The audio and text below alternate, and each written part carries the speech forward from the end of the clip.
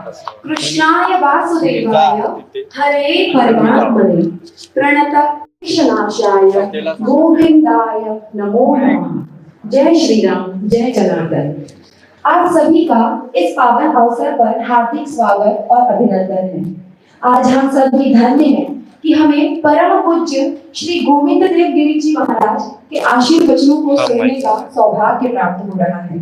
श्री गोविंद देव गिरि जी का नाम ही अपने आप में एक दिव्य अनुभूति प्रदान करता है। आपके प्रवचन, आपके विचार और आपके उपदेश सदैव हमारे जीवन में एक नई दिशा देते हैं। आज के हमारे मुख्य अतिथि श्री गोविंद देव गिरि जी महाराज का आगमन हो चुका है, इसीलिए बिना विलंब किए हम कार्यक्रम को शुरुआत करते हैं। सर्वप्रथम अतिथि देवो भव।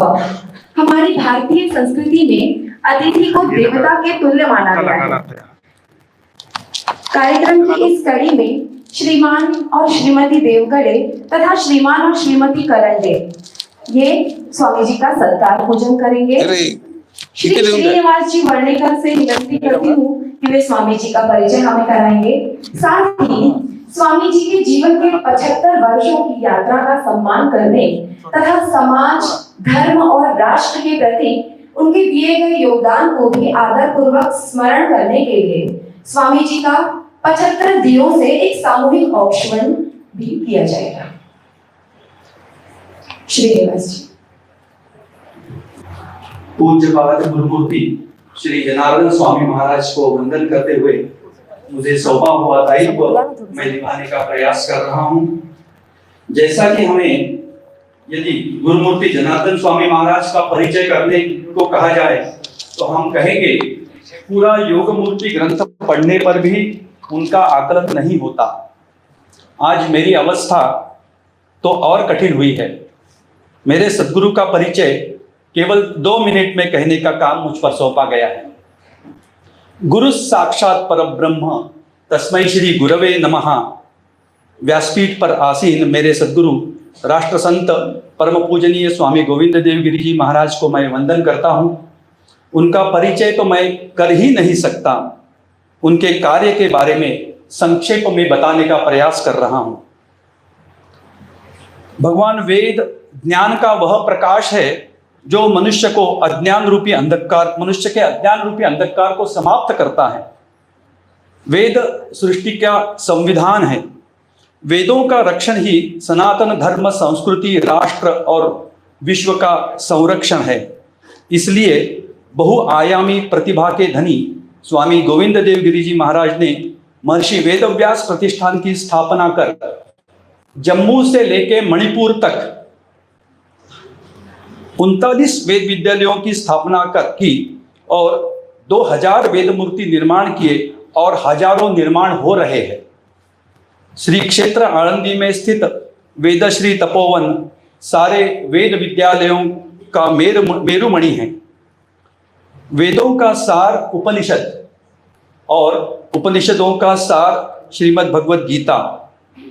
गीता पढ़े, पढ़ाएं, जीवन में लाए, यह मूल मंत्र देकर गीता परिवार का बीज 1987 में पूज्य स्वामी जी ने बोया। आज उसका वटवृक्ष बना जो 190 देशों में शुद्ध उच्चारण के साथ गीता पढ़ने वाले 10 लाख से अधिक साधकों के रूप में हम देख रहे हैं। पूज्य स्वामी जी की वाणी मंत्रमयी है। उनकी प्रासादिक वाणी से श्रीमद् भागवत, श्री रामायण, श्री महाभारत, श्री देवी भागवत, श्री शिवपुराण एवं गीता ज्ञानेश्वरी दासबोध के हजारों प्रवचन सुनकर देश विदेश के अनेक साधक ज्ञान गंगा प्राप्त कर रहे हैं। आज देश को छत्रपति शिवाजी महाराज की आवश्यकता को पहचानकर धार्मिक व्यासपीठ से शिव कथा करके शिव तत्व के जागृति का कार्य स्वामी जी ने प्रारंभ किया है और इसी कार्य को लेकर अनगिनत पुरस्कार प्राप्त स्वामी जी को कल शाम को ही जिजामाता विद्वद रत्न पुरस्कार भी दिया गया। सारे संतों का समन्वय करने की अद्भुत कला के कारण पूज्य स्वामी जी की श्री अयोध्या में स्थित प्रभु श्री राम के भव्य मंदिर के कोषाध्यक्ष के रूप में नियुक्ति हुई। झुग्गी झोपड़ी में रहने वाले राम भक्तों से महलों में रहने वाले राम भक्तों तक पूज्य स्वामी जी ने जोड़ा है। श्री राम लला के श्री विग्रह की प्राण प्रतिष्ठा के अवसर पर माननीय प्रधानमंत्री के व्रत की पूर्तता उन्हें प्रभु श्री रामचंद्र के चरणामृत मातृभाव से पिलाकर करते हुए पूज्य स्वामी जी को हमने दूरदर्शन पर देखा है और उनका भावुक करने वाला वचन भी सुना है। श्री राम मंदिर से राष्ट्र मंदिर निर्माण करने के कार्य में पूज्य स्वामी जी अविरत विश्वभर संचार करते हुए कार्यरत है। बहुआयामी प्रज्ञा, सर्वस्पर्शी अथांग ज्ञान, प्रखर राष्ट्रभक्ति, तेजस्वी वाग्मिता, विचारों में सुस्पष्ट निर्भीड़ता, वाणी की अमृतमय रसमयता, ऐसे विविध पहलुओं से जिनका व्यक्तिमत्व तेजोमय हुआ है, ऐसे पूज्य स्वामी जी की हमारे योगाभ्यासी मंडल पर विशेष कृपा है। इसका हम नित्य अनुभव करते हैं। धर्म संस्थापनेचे नर ते ईश्वराचे अवतार, झाले आहेत पुढे होणार देणे ईश्वराचे। इन समर्थ रामदास स्वामी के वचनों की को सार्थ होते हुए पूज्य स्वामी जी के रूप में हम देख रहे हैं। इतना ही मैं इस अवसर पर कह पाऊंगा।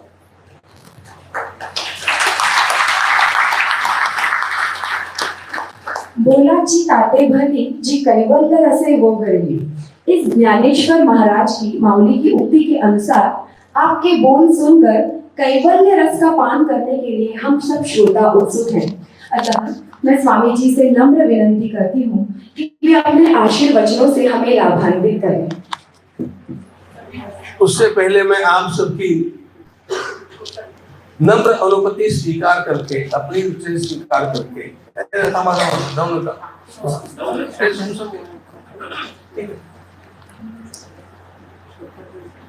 मैं अपना एक काम पूरा कर लेना चाहता हूँ। बाद में जो मुझे बोलना है वो तो बोलूंगा, लेकिन आज मैं इस अवसर का लाभ लेकर के और हमारे परम आदरणीय श्री रामबाबू खांडवे जी का सम्मान करना चाहता हूं।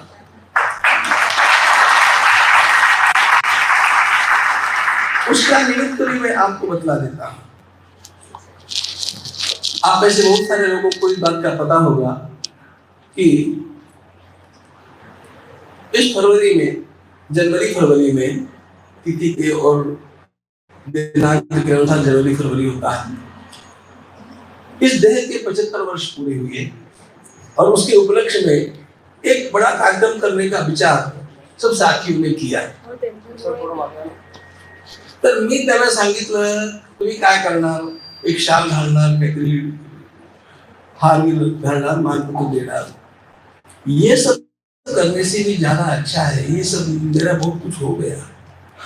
यदि मुझे मेरा 75वां जन्मदिन आपको गीता भक्ति अमृत महोत्सव के रूप में मनाना है, तो मुख्य रूप से एक बात करनी चाहिए आपको, जो मुझे अत्यंत प्रिय है। मेरी बात छोड़िए, लेकिन हमारे देश में ऐसे अनेक महापुरुष हैं जिन्होंने अपना पूरा जीवन विभिन्न आयामों से समाज की सेवा में अर्पित किया है। ऐसे 75 लोगों का सम्मान मेरे हाथों से कीजिएगा, वो मेरा सबसे बड़ा सम्मान है।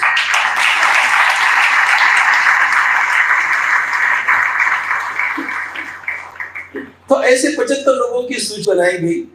उसका आरंभ हमारे पराशरन जी से हुआ, जिनको आप जानते हैं, राम मंदिर के मुख्य जो अधिवक्ता रहे। ये सारी सूची जो बनी, ये माननीय मोहन जी और ऐसे अनेक लोगों के परामर्श से बनी। उसमें एक अत्यंत उल्लेखनीय नाम श्रीमान रामबाबू जी का भी रहा।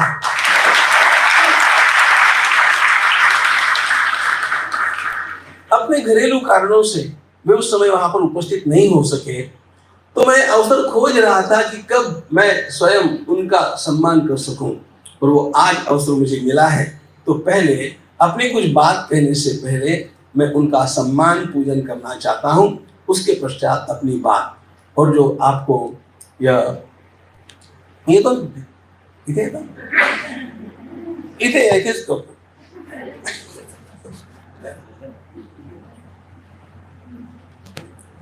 नाही तुम्ही बसा मग.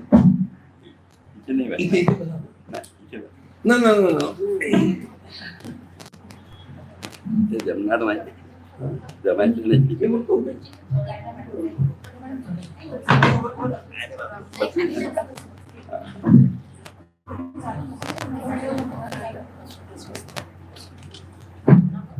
इस सलाम में जाऊ दे. हाँ ये अच्छा ये सबसे अच्छा.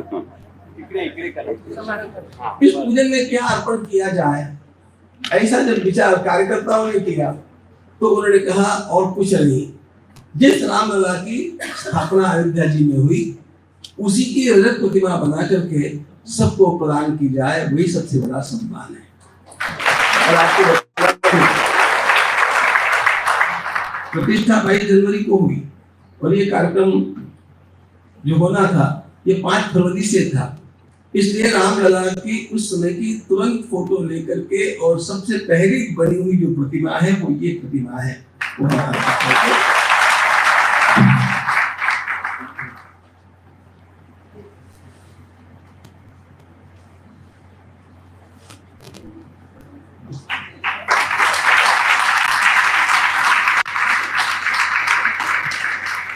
हाथ सुद्धा हलवू नका.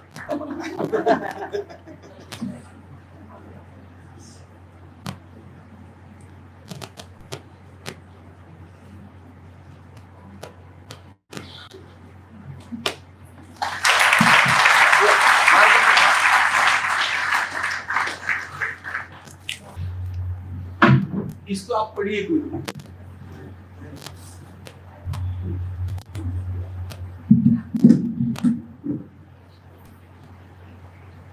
श्री रामजी खांडवे, सम्माननीय मान्यवर, हमारा भारत देश विश्व के कल्याण हेतु कई प्रकार की धरोहर को धारण करता है. हमारे प्राचीन साहित्य तथा परंपराओं में सन्निहित लोक कल्याण के अनूठे साधन आज के अंधकारमय होते जा रहे युग में आशा का दीप जलाने एवं पथ प्रदर्शन करने के लिए कटिबद्ध है. भारत के भारतीयत्व का जागरण ही समष्टि के सर्वाधिक हित का सर्वोत्तम मार्ग है. धर्म एवं राष्ट्र की सेवा में अपने भगवत प्रदत्त सामर्थ्य का सदुपयोग करते हुए आपके द्वारा दिया गया योगदान निश्चय ही असामान्य है. आपके कार्य के प्रति कृतज्ञता का भाव प्रकट करते हुए परमात्मा आपको निरंतर इसी प्रकार कार्य प्रवण एवं दीर्घायु आरोग्य संपन्न बनाए रखे, यही मंगल कामना. विज्ञानमय मस्तक हमारा स्नेह अंतर में बहे, वेदांत की हो दृष्टि हर पल साथ सेवा में रहे. स्वातंत्र्य समता बंधुता हो विविधता में एकता हो, सर्व भेद विलीन समरस जागती राष्ट्रीयता. भारत माता की जय.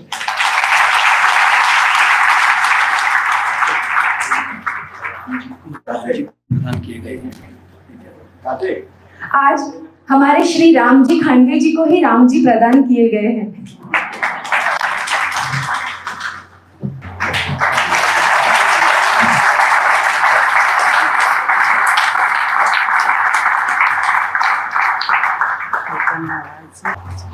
भारत माता की जय. वंदे मातरम. जय श्री राम. जय श्री राम. छत्रपति शिवाजी महाराज की जय. हमारे समस्त श्रोतागण जो कि शिव स्वरूप यहाँ उपस्थित हैं, उनका भी एक सामूहिक औक्षण करेंगे.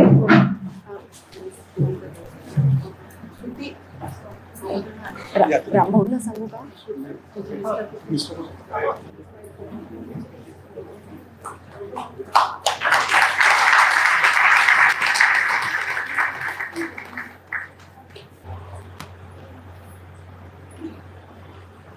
श्री राम जय राम जय जय राम.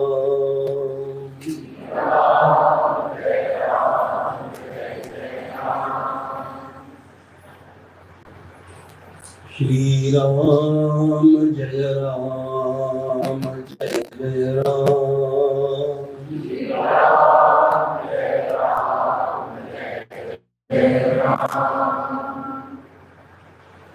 श्री राम जय राम जय जय राम.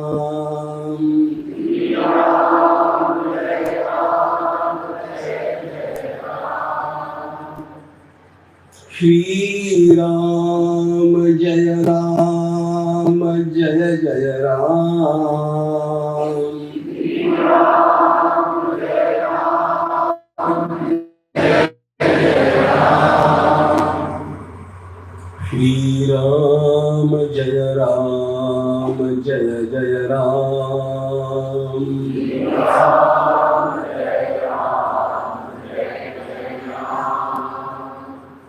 श्री राम जय जय राम। श्री राम जय जय राम।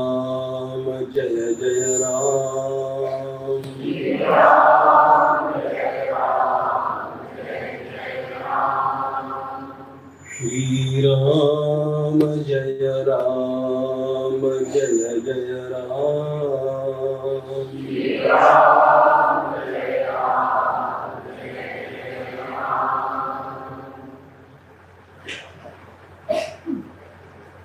वर्णानाम अर्थसंघानाम रसानां च रसामपि मंगलानां च कर्तारौ वंदे वाणी विनायकौ। नमामि सद्गुरुं शान्तं सच्चिदानंद विग्रहं पूर्ण ब्रह्म परानंदं ईशमानंदवल्लभम्। प्रपन्न पारिजाताय स्तोत्रवेत्रैकपाणये ज्ञानमुद्राय कृष्णाय गीतामृतदुहे नमः। माधुर्यरसकल्लोलां शिवशक्त्यैकरूपिणीं अमृतानुभवार्थाय वन्दे ज्ञानेन्द्रशरन्दिनीं। यस्य वेदमयी वाणी यस्य देवमयी तनुः यस्य ब्रह्ममयी दृष्टिः स गुरुरात्मानं सदा आपदामपहर्तारं दातारं सर्वसम्पदां लोकाभिरामं श्रीरामं भूयो भूयो नमः।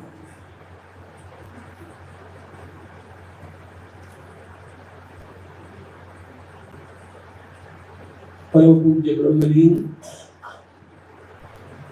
श्री जनार्दन स्वामी महाराज के द्वारा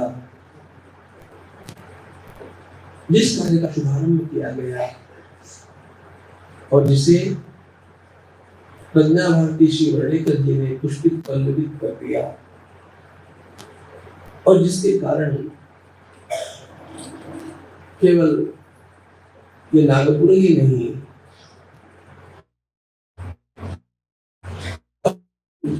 आसड़ का प्रदेश लेकर के सर्वदूर के असंख्य साधक नित्य लाभान्वित हो रहे हैं। ऐसे इस पवित्र तीर्थ में आकर के मैं आज अत्यंत आनंद का अनुभव कर रहा हूं। ये वास्तव में तीर्थ है। आप सब लोग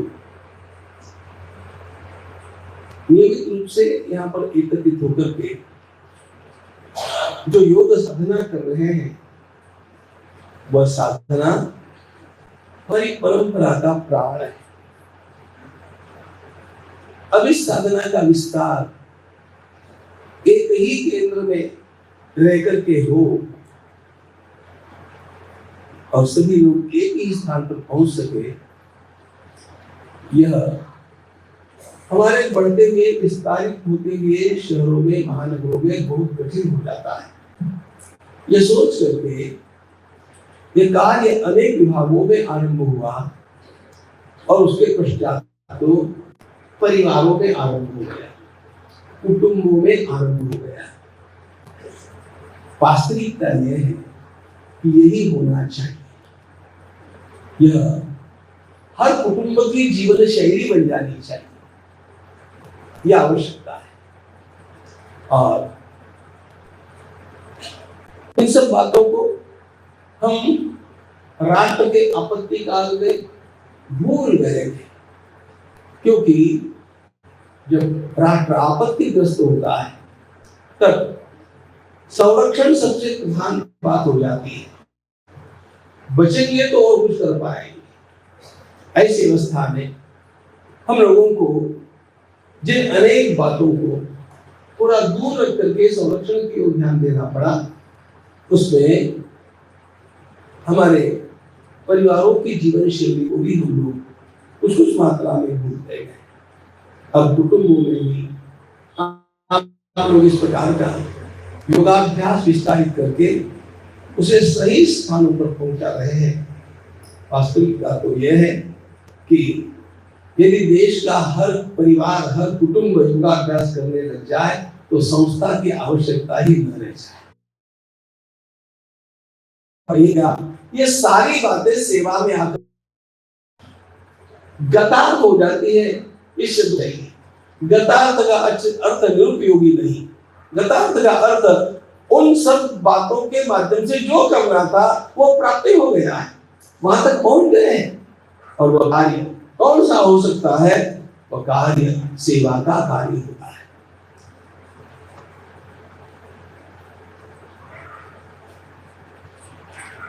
सेवा धर्म परम बहुलो योगिनाप्यगम्य। भर्तृहरि ने बड़े सुंदर शब्दों में कहा कि अनेक लोग अनेक प्रकार का योगाभ्यास करते हैं, लेकिन सेवा धर्म ऐसा धर्म है, योग उसका स्थान है और इतना कठिन मार्ग है। अगर सेवा किसकी की जाए? जब सेवा होती है तो उसमें कोई सेव्य होना चाहिए, कोई सेवक होना चाहिए। सेवक सेव्य की सेवा करता है। समझ लो भगवान श्री राम हैं तो राम हो गए सेव्य, हम हो गए सेवक, और हमारे द्वारा चलने वाली जो क्रियाएं हैं, प्रक्रियाएं हैं, वे हो जाती है सेवा। आप लोगों को इस बात का भी पता होना चाहिए कि भक्ति शब्द का भी मूल अर्थ भज सेवायाम, भज धातु का अर्थ है सेवा करना, भज सेवायाम। भक्ति करने का अर्थ ही सेवा करना है। और इसलिए जब हम भक्ति शब्द का प्रयोग करते हैं तब, अथवा केवल सेवा शब्द का प्रयोग करते हैं तब, हम लोगों का व्यवहार कैसा होना चाहिए, हम लोगों की सोच क्या होनी चाहिए और उसकी निष्पत्ति कैसे होनी चाहिए, उनका विचार करना आवश्यक होता है।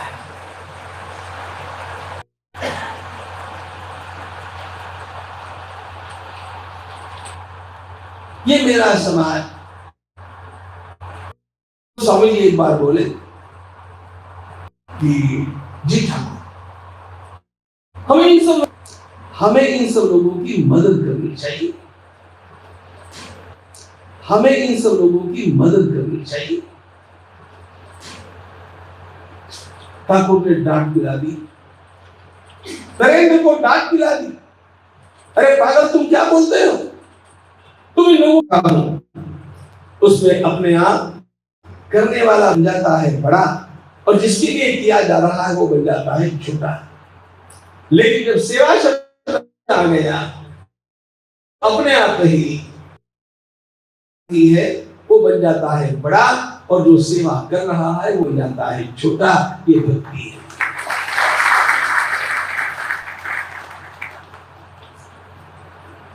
अपने अंतःकरण में किस प्रकार की वृत्ति को लेकर के हम अपना काम करते हैं, इसका बहुत बड़ा महत्व होता है। हमने क्या किया, इसका महत्व तो है, लेकिन वह हमने किस वृत्ति से किया, इसका महत्व अधिक होता है। हमारा मूल्य मापन जो परमात्मा की दृष्टि में होता है, वो हमारी वृत्ति को लेकर के होता है।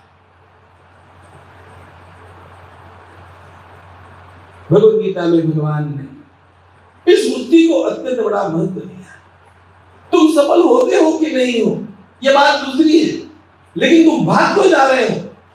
मुझे मेरे कार्य में डट करके मेरा कर्तव्य करना है, इस वृत्ति से तुम अपना काम करते रहो।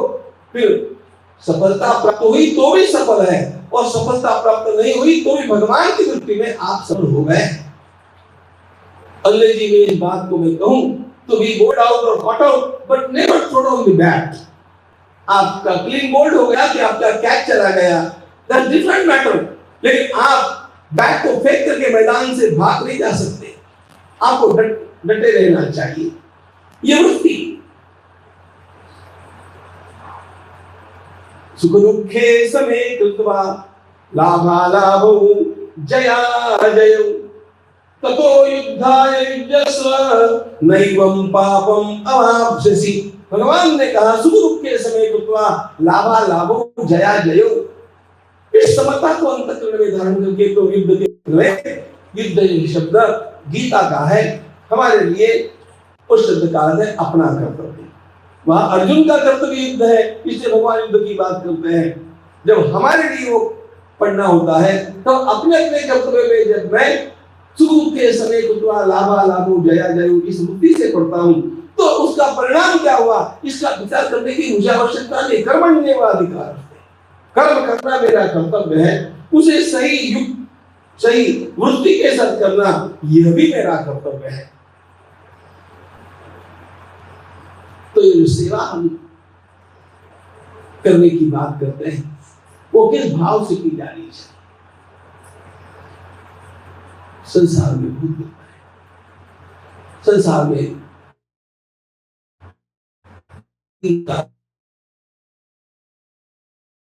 कुछ लोग अज्ञानग्रस्त हैं और कुछ लोग अहंकारग्रस्त हैं। इन सबको सेवा की आवश्यकता है। अग्रस्तों की भी सेवा करनी चाहिए। देश में वो गरीबी है तो उनके लिए उनके आरोग्य की, उनके खान पान की, उनकी शिक्षा की व्यवस्थाएं करना ये सेवा है। ये सेवा कैसे की जाती है आप लोगों को पता है। उसके लिए अनेक प्रकार की संस्थाएं काम कर रही हैं। मैं उस सेवा के अनेक आयामों को बोलने के यहाँ पर नहीं बैठा हूं। सेवा के उन सारे आयामों के पीछे हमारी मनोवृत्ति कैसी होनी चाहिए यह चिंतन करने के लिए बैठा। और वही बड़ा सुंदर विषय दे दिया गया, शिव भावे जीव सेवा। मुझे जो कुछ करना है इन जीवों के लिए वह उनको श्रेष्ठता के स्थान पर विराजमान करके और फिर करना है। हम जब आराध्य की आराधना करते हैं, भगवान श्री राम की पूजा करने के लिए बैठते हैं तो भगवान श्री राम ऊपर है, हम नीचे हैं। हम अर्पण करते हैं और अर्पण करते समय हर वस्तु का अर्पण करते समय हम प्रणाम करते रहते हैं। वृत्ति विनम्रता की है, वृत्ति समर्पण की है। अब ये पूजा तो हो गई, लेकिन ये हमारी जो पूजा हम लोग करते हैं ऐसे, लेकिन जाती है हमने भगवान की पूजा कर ली, भगवान को वहीं पर, और फिर हम बाहर चले। पूजा का तरीका जो गीता का चाहते हैं वह अलग है। यो मां पश्यति सर्वत्र सर्वञ्च मयि पश्यति, सर्वञ्च मयि पश्यति। गीता का की अपेक्षा यह है कि जब पूजा करने के लिए बैठो तो सारे विश्व को भूल जाओ, विश्व को अपने कृष्ण में देखो। Just forget everything. परिवार है, पड़ोसी है, संपूर्ण विश्व है, उस सबको कृष्ण में देखना।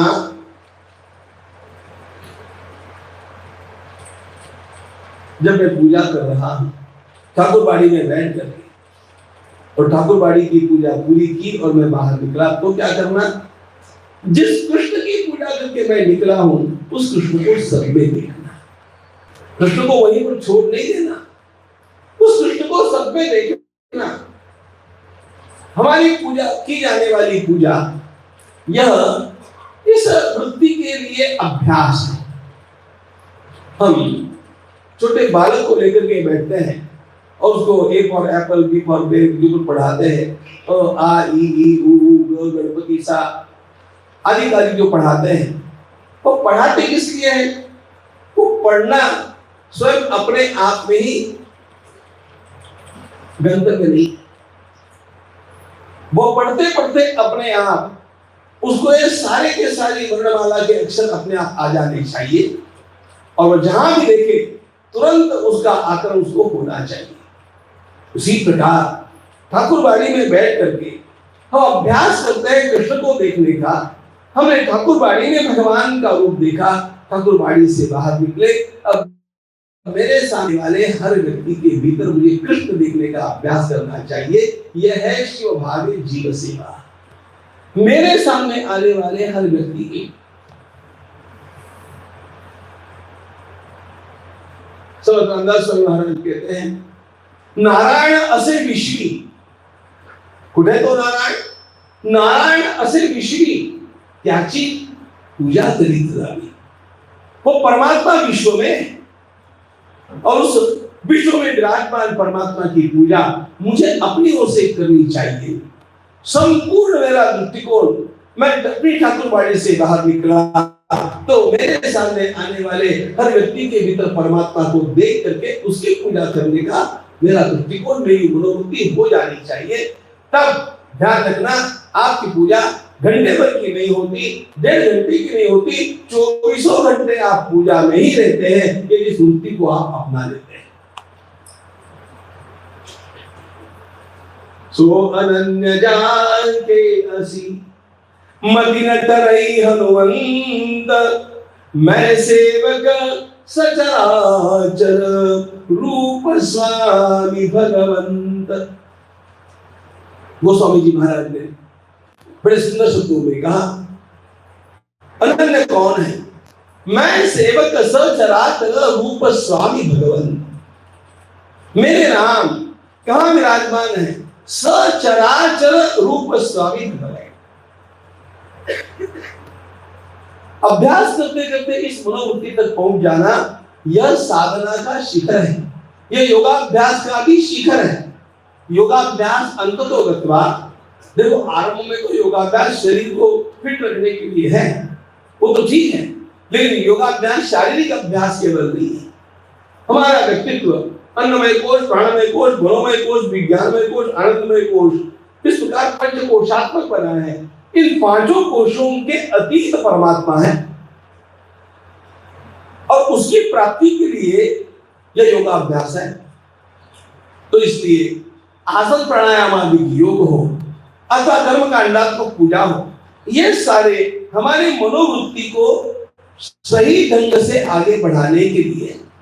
और वो मनोवृत्ति कैसे बन जानी चाहिए? गोस्वामी जी ने बड़े सुंदर शब्दों में कहा, मैं सेवक सचराचर रूप स्वामी भगवंत।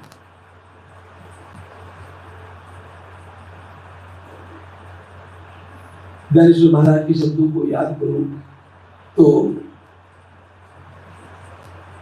भगवत भाव सर्वाभूति, शब्द है सर्वाभूति, भूत का अर्थ है जीवात्मा। मेरे सामने जितने भी आते हैं, वो मनुष्य होगा, वह पशु होगा, पंछी होगा, वृक्ष होगा, जो भी होगा, भगवत भाव सर्वाभूति, हे जी ज्ञान, हे जी भक्ति। हम इस भाव तक कब पहुंचेंगे? अभ्यास करेंगे तो पहुंचेंगे।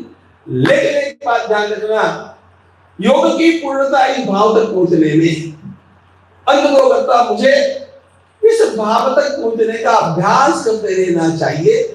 यही कर्मकांड की पूर्णता, पूजा की पूर्णता है, यही योग की पूर्णता है, यही भक्ति की पूर्णता है।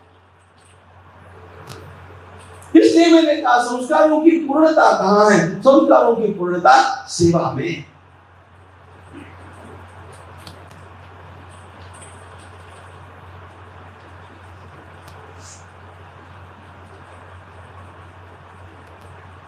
भगवान रमन महर्षि से एक बात पूछा गया,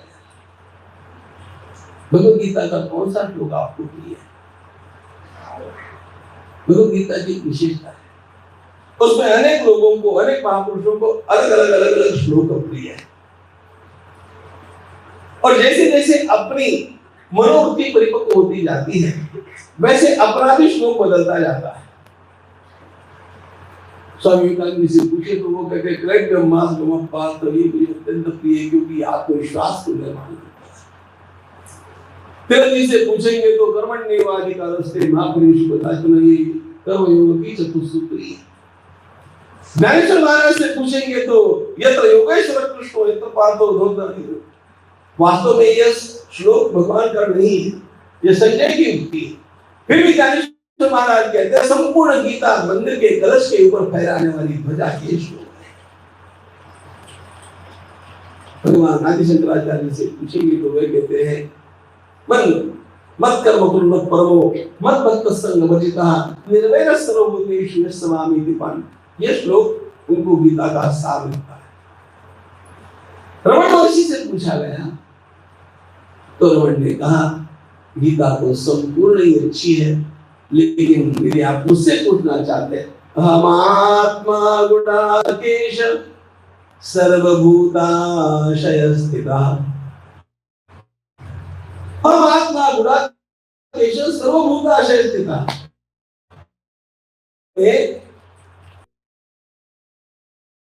तो कुछ माताएं एक भजन गाया पत्ता तुझा ठाऊक नहीं रे। आपको मुझे निमंत्रण भेजना है ठाकुर, आपका पता नहीं। मैंने एक दिन कहा मैं आपको पता बताता हूँ, भगवान का पता भगवद गीता में भगवान ने दिया है। कहाँ है भगवान? पंढरपुर में है कि बद्रीनाथ जी में है कि काशी में है कि वैकुंठ में है कि कैलाश में? भगवान ने अपना पता भगवद गीता जो दिया है वो कहाँ? ये सब भगवद गीता में कहीं पर भी नहीं आता। अहमादिश्च मध्यञ्च भूतानामन्तरेव च ईश्वरः सर्वभूतानां तिष्ठति भ्रामयन् सर्वभूतानि यन्त्रारूढानि माया। भगवान दूसरी बात है मैं सब में हूं, सबके अंतरंग में हूं या कण कण में मैं विराजमान कण कण। तो मित्रों कण कण में विराजमान उस परमात्मा की पूजा कैसे करेंगे? मुझे याद आता है भगवान कपिल महामुनि ने अपनी मां को जो उपदेश किया, वे कहते हैं मां ईश्वरो जीव कलया प्रविष्टो भगवान की। आपने महाराज के संतों के मुख से भी सुना होगा काया ही पंडरी आत्मा तो कोई बोल हाँ काया ही पंडरी आत्मा तो विठ्ठल। शरीर के अंतरात्मा के रूप में विराजमान उस विठ्ठल की आराधना हम कब करेंगे? एक मूर्ति में भगवान को बैठा करके उसकी आराधना को हमने कर ली और वो बहुत सरल है, क्योंकि मूर्ति में विराजमान ठाकुर चॉइसलेस हो जाते हैं, है ना? हम जब चाहे तब उठ करके पूजा करते हैं। हमारे जवाई को क्या मिष्टान्न भाता है वो देख करके आज का प्रसाद भोग बनता है, नैवेद्य बनता है, क्योंकि मूर्ति में जो परमात्मा है वे स्वयं हम लोगों को डांटते नहीं, हम लोगों से कुछ मांगते नहीं। श्री गुलाबराव महाराज की भाषा में बोलूं तो वह साधना कर्तृतंत्र हो जाती है। हम जैसी करेंगे वैसे उनको स्वीकार करेंगे। लेकिन जब हम सेवा के लिए बाहर निकलते हैं तब जिसकी सेवा करेंगे उसको क्या आवश्यकता है, उसकी मनोवृत्ति क्या है, उसको देख करके। और अनेक बार तो ऐसा है कि हम जिसकी सेवा कर रहे हैं वो समझ नहीं पा रहा है कि हम उनकी सेवा कर रहे हैं, वो हमें को डांटता है। जैसे छोटा बच्चा, मां छोटे बच्चे को दवा पिलाना चाहती है और छोटा बच्चा चिढ़ता है, बदमाशी करता है, कभी कभी मां को एक चाटा लगा देता है। लेकिन अच्छी बात तो ऐसी होती है वो उसको जबरदस्ती पकड़ करके उसका मुंह खोल करके उसके मुंह में दवा डाल करके वो चिल्लाता है तो चिल्लाने भी देती है और वो जो बोलता है उसको सुन भी लेती है, लेकिन उसको दवा पिला करके देती है क्योंकि मां जानती है कि इसमें इसका कल्याण, इसमें इसका स्वास्थ्य सुधरने वाला है। बच्चा नहीं जानता। अनेक बार जिसकी सेवा करने हम जाते हैं वो समाज ही नहीं समझता है कि वास्तव में हमारा दृष्टिकोण क्या है। रोगी की हम सेवा करना चाहते हैं, वो स्वयं ही नहीं समझता हो, तो ऐसे समय में उसके द्वारा निकाले गए उद्गार अनेक बार हम लोगों के लिए अनपेक्षित होते होंगे, लेकिन उन उद्गारों को भी जो फूलों की तरह झेल लेता है, उसने सच्ची सेवा करना सीख लिया, उसने सच्ची सेवा करना सीख लिया। मैं सेवक बनकर के निकला, मैं सेवक बनकर के निकला हूं, तो मुझे कभी भी कोई बात मेरे मन में अहंकार के आने नहीं देनी चाहिए। लोग जो कुछ भी प्रतिक्रिया व्यक्त करते होंगे, उन सारी प्रतिक्रियाओं को सरलता से झेल करके भी मुझे अपनी सेवा के काम में डटे रहना चाहिए। ये जिस दिन आएगा, भगवान गीता में कहते हैं, सर्वथा वर्तमानोपि स योगी मयि वर्तते। उसका रोज का बिहेवियर कैसा है, उसका रोज का अनुशासन पे इसका विचार मत करो पार्थ। जिसने यह बात सीख ली, स योगी मयि वर्तते, वो मेरा है, मैं उसका हूं। ईश्वरो जीव कलया प्रवृत्तो भगवान की, कपिल महामुनि कहते हैं, मां वो एक परमात्मा ही जीव के रूप में घट घट में विराजमान है। उसकी सेवा करने के लिए, अच्छा सेवा का अर्थ क्या होता है, क्या देना है, सेवा में देना क्या है?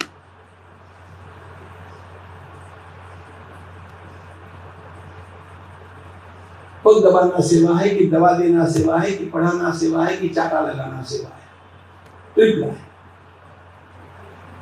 संस्कृत भाषा में इसका बड़ा सुंदर अर्थ है, आनुकूल्येन वर्तनम, उसके लिए अनुकूल, उसकी उन्नति के लिए अनुकूल जो व्यवहार होगा वो व्यवहार करना सेवा है। इसलिए मां जब बच्चे को वो दवा ले ही नहीं रहा होगा तो एक चाटा धर देती है, वो चाटा लगाना भी सेवा है। विश्व में अनेक प्रकार के प्रश्न है, अनेक प्रकार की समस्याएं हैं। उन समस्याओं से इस विश्व को छुड़ाने के लिए मुझे किस समय क्या करना पड़ेगा, ये एक बात निश्चित करके मत चलो। जिस समय जिस सेवा की आवश्यकता होगी उस समय मैं उसी सेवा के आलम्बन को लेकर के सेवक के रूप में खड़ा हो जाऊंगा। ईश्वरो जीव कलया प्रवृत्तो भगवान की अर्हये, कपिल महामुनि कहते हैं, मां इस सर्वभूतात्मक ईश्वर की जो सेवा करनी है ना, वो कैसे करेंगे? दान। पहली बात है दान।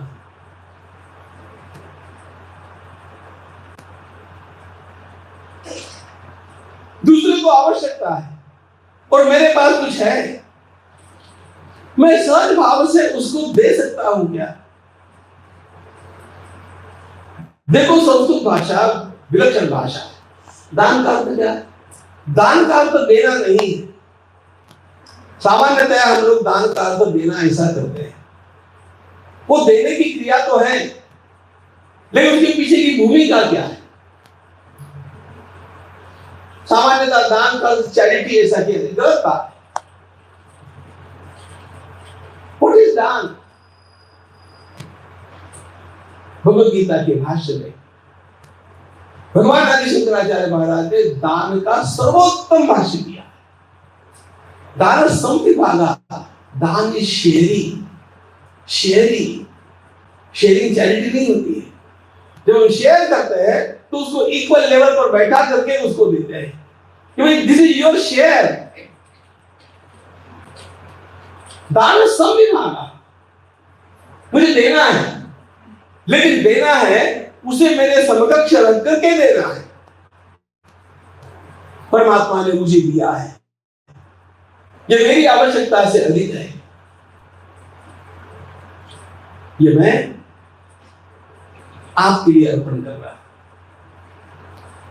This is the sharing.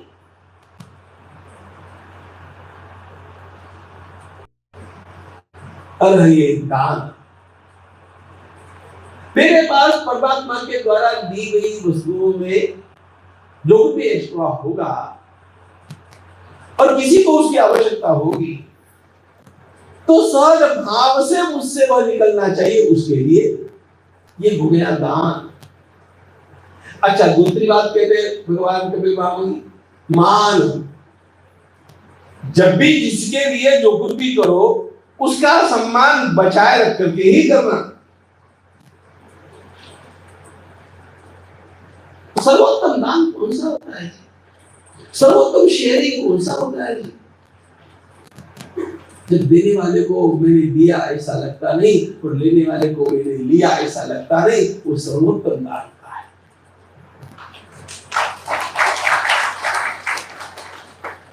लिया कहती थोड़ा न्यूनता का भाव आ गया, दिया कहती श्रेष्ठता का भाव आ गया। जहां इन दोनों बातों का विलय हो जाता है वह सर्वोत्तम सेवा हो गई, उसका मूल्य सर्वोच्च है। ऐसे कबीर महामुनि कहते हैं, अरे ये दान मानाभ्याम, उसका सम्मान वैसे के वैसे रखना। लोग सेवा करने के लिए निकलते हैं और कहते हैं कि आपका धर्म बदल दो, आपको इतना धन देंगे,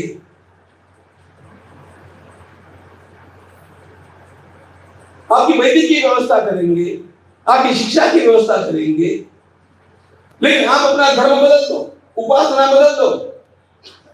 ये तो ऐसा कहना हो गया किसी बहन को कि मैं तुम्हें सब कुछ देता हूं लेकिन तुम अपने पातिव्रत्य को नाश कर दो।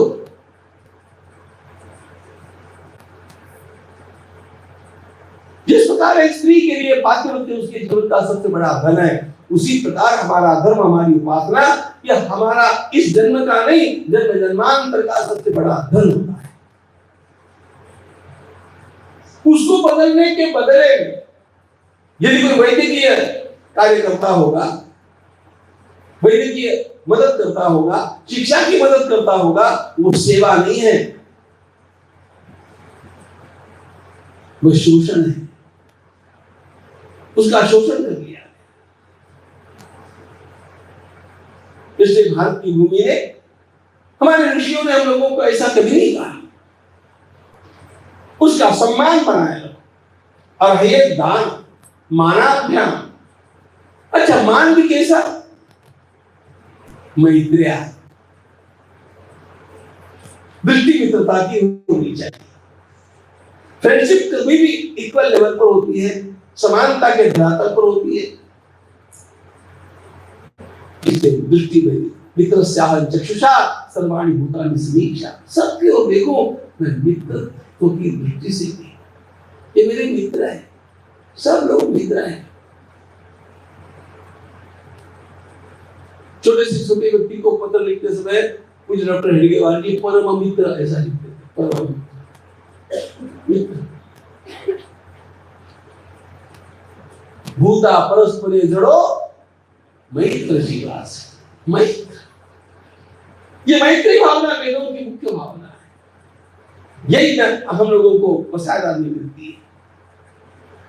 और ये दान मानाभ्याम मैत्र्या, और फिर कहते हैं अभिज्ञान चक्षुषा, बस इतना कर लो बात। किसी की सेवा करनी है तो क्या करना चाहिए? जिस दृष्टि से मैं अपनी ओर देखता हूं उसी दृष्टि से मैं दूसरे की ओर देखना सीख जाऊं।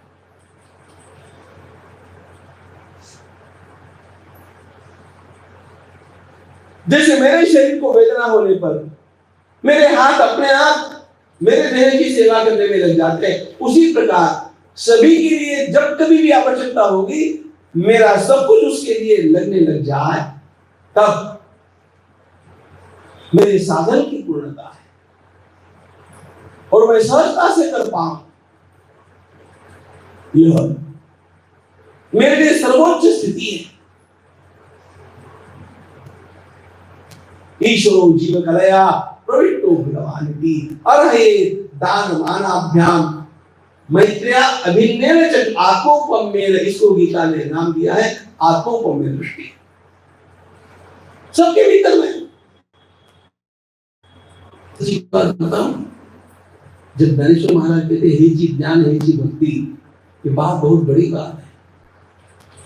आजकल की भाषा में बोल रहा था ऑब्जर्व एंड द ऑब्जर्वर। तुम्हारे भीतर मैं बैठा हूं, There's nothing else but extended me।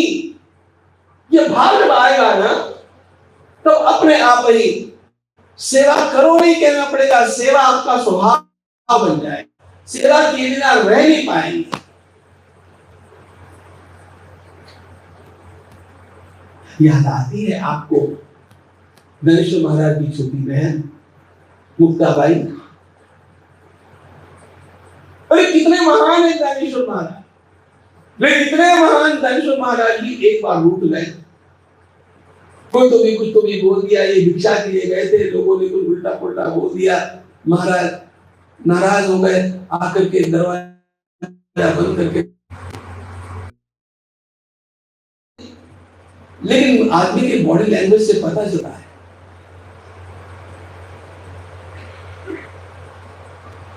घर में आके पति को पता चलता है बॉडी लैंग्वेज से कि आज वातावरण कैसा है घर का।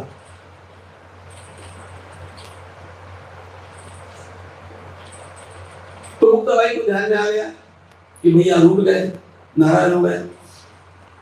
तो उन्होंने बाहर से दरवाजा बनाया, कुछ बोले नहीं, बाहर आए नहीं। तब जाकर के मुक्ताबाई ने कुछ गाया। अब याद मराठी भाषा के वाङ्मय में उन ताटी के श्लोकों का बहुत बड़ा महत्व है। ताटीचे अभंग आणि काय गायला मुक्ताबाईने? ज्ञानेश्वर महाराज नाराज होते, जग कोपे झाले बंदी, संधी सुखे व्हावे पाणी, काहीतरी करुणा धरा, ताटी मुना ज्ञानेश्वर। लोग चिढ़ गए और आप नाराज हो गए। जग कोपे झाले बंदी, आपको तो चाहिए कि आप पानी बन करके ऐसे बरसे कि लोगों के भीतर की वो ज्वाला समाप्त हो जाए। आप कैसे नाराज हो गए? और इसके पश्चात मुक्ताबाई ने एक सुंदर उपमा दी, गजब की। जीव दाता नीचा कोने बनती शिकवाड़ी। आपने भी अनुभव किया होगा, कभी कभी चबाते समय हमारी जीभ हमारे दांतों के भीतर आ जाती, तो जीभ चबा ली गई तो वेदना हुई, दांतों ने वेदना की, फिर क्या करना चाहिए? उठा करके पत्थर तोड़ो दांत, अपने लिए सर किया।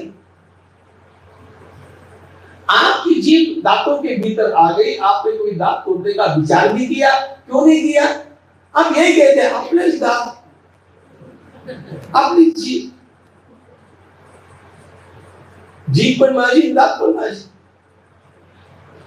जब कभी संसार का कोई भी आपके साथ रुष्ट हो जाता है, सेवा करने पर भी आपको यही समझना चाहिए कि ये भी मेरा है, मेरा स्वरूप इसके भीतर है, मैं इससे नाराज नहीं हो सकता। वो चाहे तो करे, मैं तो उसके से।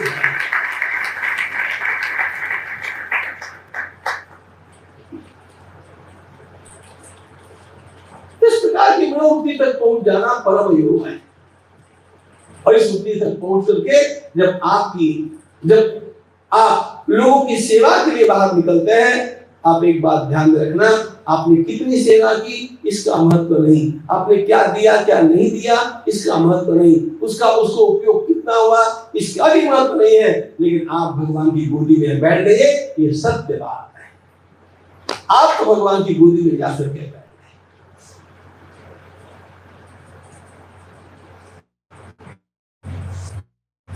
ईशो जीव कलया प्रविष्टो भगवान, भगवत भाव सर्वाभूति, हे जी ज्ञान हे जीवन, यही ज्ञान, यही इस अवस्था तक पहुंचना, यह संस्कारों का शिखर है, यही योग का शिखर है। और आगे चल करके बतला देता हूं, यही वेदांत का भी शिखर है, ये सर्वोच्च शिखर है। इसलिए यह हम लोगों के जीवन में साकार हो जाए, ऐसी प्रार्थना ब्रह्मविभूत पूज्य स्वामी जी महाराज की चरणों में करता हुआ मैं आप सभी का अभिनंदन करता हूं कि आपने शांति से मेरी इस छोटी सी बात का श्रवण किया। सबको धन्यवाद।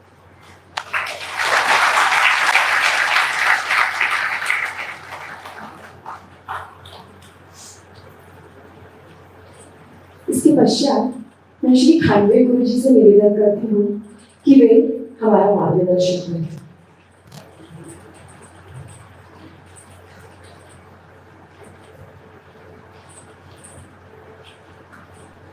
पूजनीय स्वामी जी को वंदन करता हूँ। आज प्रवचन जो सुना है, यह सारे प्रवचन मन मस्तिष्क में और संजोए रखना है। ये जब हम इकट्ठे रखेंगे तभी गुरु कार्य करने में हमें अधिक प्रेरणा प्राप्त होगी। आज यहाँ जो प्रवचन हुआ है वह एक विलक्षण भाव है। जनार्दन स्वामी जी का जो कार्य है,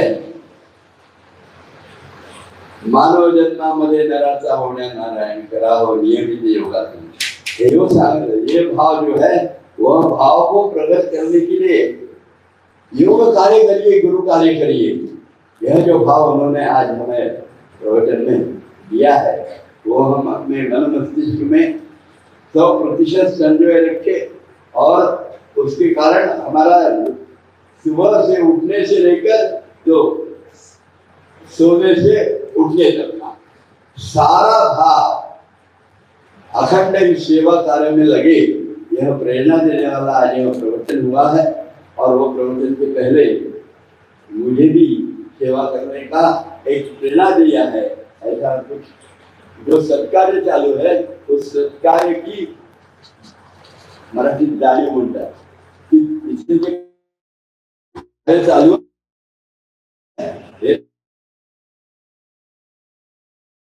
काही नाही आहे, आपलं कार्य आहे याची जाणीव आणि ते सत्कार्य आहे याची जाणीव करण्यासाठी आज आम्ही डोळे उघडले आणि सत्कार केला, त्याबद्दल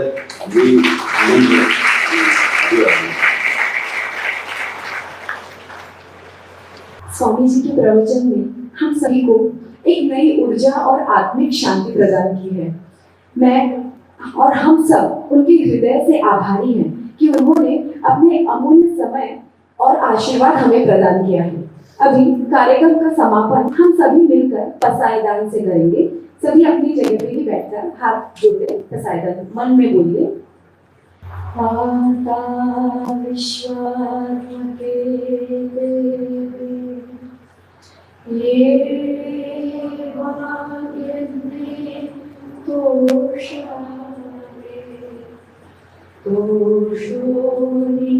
नजरावे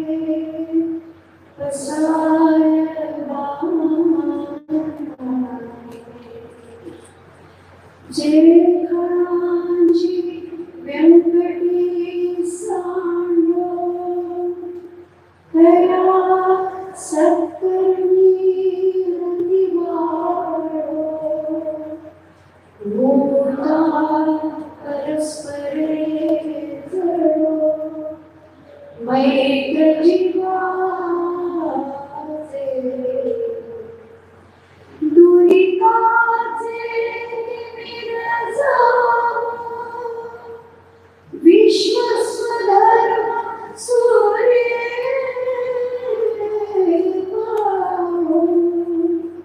जो देवाची तो देवा प्राणी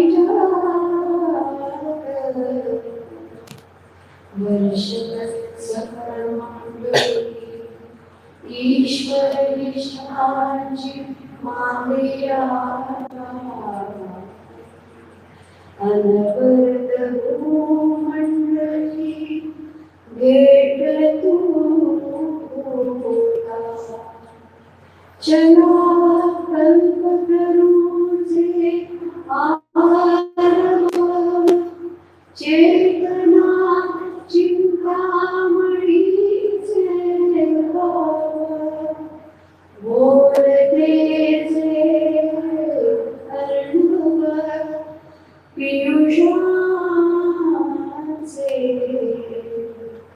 चंद्रवेचे अनाचल मार्कंडेय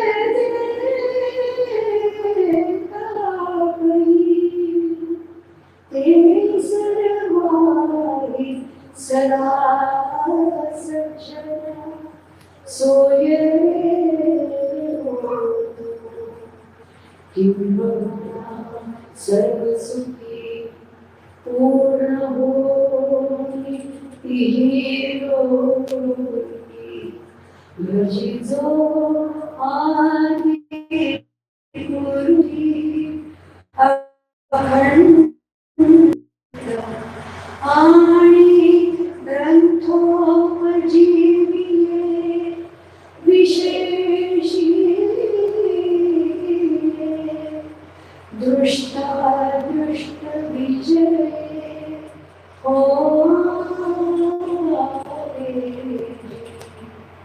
एक म्हणे श्री विश्वेश्वरा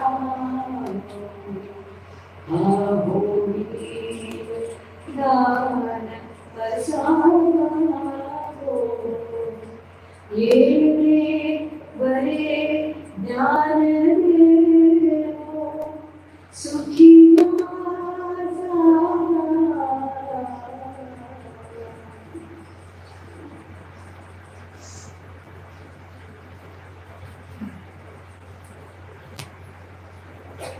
सब लोग सीधे बैठ जाएंगे, आंखें हल्के से बंद कर लीजिए, हाथ नमस्कार की स्थिति में रखिए, स्वस्थ हो जाइए।